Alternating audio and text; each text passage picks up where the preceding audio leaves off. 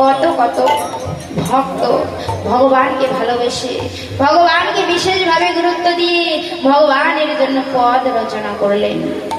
দেখুন আর কতই বলবো বাবা, আমার আপনার মতো শুধু হিন্দুই না, কত কত মুসলমান বাবারা ভগবানকে ভালোবেসে তার জন্য পদ রচনা করলেন। এই যে আমরা একটি ভজন শুনি, মনে যাই প্রাণে যাই দিয়ে যাই যারে, আজ আমার প্রাণনাথ আসিতে পারে। তাহলে এই ভজনটি কার লেখা? পদকর্ত আব্দুল করিম। তিনি আমার আপনার মতো হিন্দু নন গো, তিনি মুসলিম ঘরের সন্তান। তিনি মুসলিম ঘরের সন্তান হয়ে কতটা ভালোবাসলে এমন মধুর পদ লেখা যায় বাবা। আরো একজন বললেন, সম্রাট আকবর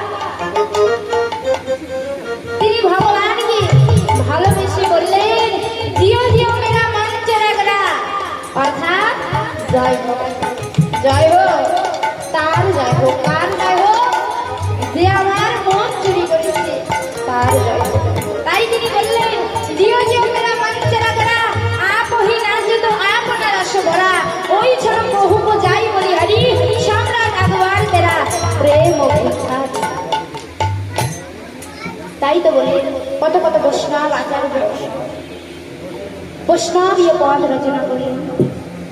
কান্ত কবি রজনীকান্ত সেন ভগবানকে ভালোবেসে তাকে বিশেষভাবে গুরুত্ব দিয়ে তার চরণে নিবেদন জানালো আর বলল, তুমি নির্মল করো মঙ্গল করে মলিন মর্ম ছায়ে,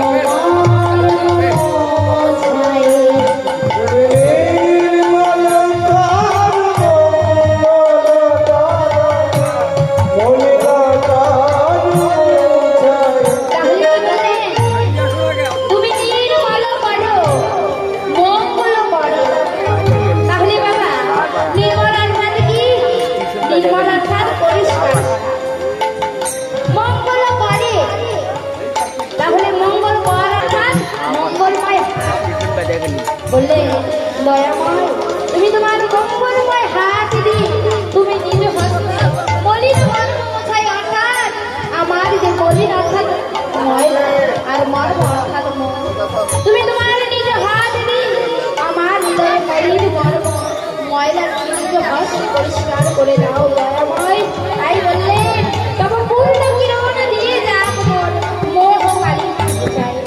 বললেন দয়াময়, সূর্য উদিত হবার আগে যেমন এই জাগতিক জগৎ আলোকিত হয়ে যায়, ঠিক তেমন তুমি আমার হৃদয় উদয় হয়ে আমার হৃদয়ের ময়লা নিজ হস্তে পরিষ্কার করে দাও প্রভু। বললেন, লোক বাসনা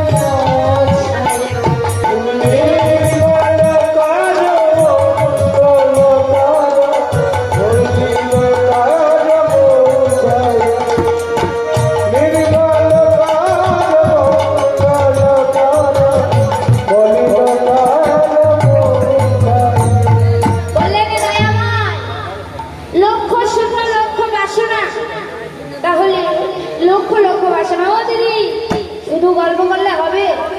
হ্যাঁ, এদিকে মন দিতে হবে, তাহলে আসা আর যাওয়া সারবে।